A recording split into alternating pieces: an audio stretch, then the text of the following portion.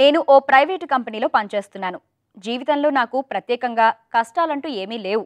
కానీ నా చిన్నతనంలో మాత్రం చాలా బాధలు, పేదరికం అనుభవించాను. అతి కష్టం మీద జీవితంలో పైకి రాగలిగాను. అందుకు కూడా చాలా కష్టపడ్డాను. ఇప్పుడు నా సమస్య ఏమిటంటే, ఇప్పుడు లైఫ్లో ఎంత ఆనందం వచ్చినా మనస్ఫూర్తిగా ఆనందంగా ఉండలేకపోతున్నాను. అందరిలా ఏ విషయాన్ని ఎంజాయ్ చేయలేకపోతున్నాను. అలా చేస్తున్నప్పుడు మనసంతా చాలా గిల్టీగా అనిపిస్తోంది. ఎప్పుడూ పని చేయడమే అలవాటుగా మారిపోయింది. నిరంతరం ఏదో ఆందోళన కూడా ఉంటోంది. ఇలా ఎందుకు అనిపిస్తోంది? దీని నుండి ఎలా బయటపడాలి అని అడుగుతున్నారు. మీరు జీవితంలో చాలా కష్టపడ్డారు అని అన్నారు. అలాగే చాలా ఒడిదుడుకులు లైఫ్లో ఫేస్ అయ్యారు. అండ్ ఇప్పుడు ఎలాంటి కష్టాలు లేకపోయి ఉండొచ్చు, కానీ ఆనందమైన జీవితాన్ని మీరు లీడ్ చేయలేకపోతున్నారు. సో ఇదంతా ఎందుకు అవుతుందంటే, చిన్నప్పటి నుంచి కూడా there are like many stressors in your life. అంటే చాలా సిచ్యుయేషన్స్ అనేది మీరు ఆ సిచ్యుయేషన్స్కి లోన్ అయ్యారు.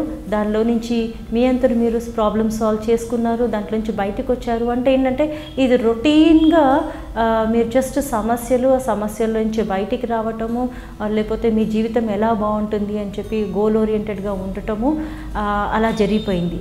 అంటే ఏది కూడా మీ హ్యాపీనెస్ అంటే జస్ట్ ఏదో ఒక గోల్ పెట్టుకొని వర్క్ చేయటం అనేది జరిగింది. ఇక్కడ ఒకటి ఏంటంటే, నేను జీవితంలో సక్సెస్ ఉండాలి అని అంటే నేను కూడా సంతోషపరచుకోవాలంటే, నేను చేసే ఉద్యోగమైనా నేను ఉండే రీతి అయినా సరే నన్ను సంతోషపరిచేలాగా ఉండాలి. అంటే నేను ఉద్యోగం చేస్తున్నాను, నేను సంతోషంగా చేయట్లేదు, అలాంటి ఉద్యోగం ఎంతవరకు నేను కాపాడుకోలేను.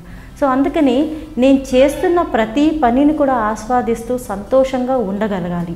అది నేను ఉండలేకపోతున్నానంటే ఇక్కడ పర్సనాలిటీలో అంటే వ్యక్తిత్వంలో లోపాలు కూడా కనపడుతున్నాయి. ఇక్కడ అంటే మీకు ఎక్కువగా సమస్యలే మీ మెదడులో ఉన్నాయి.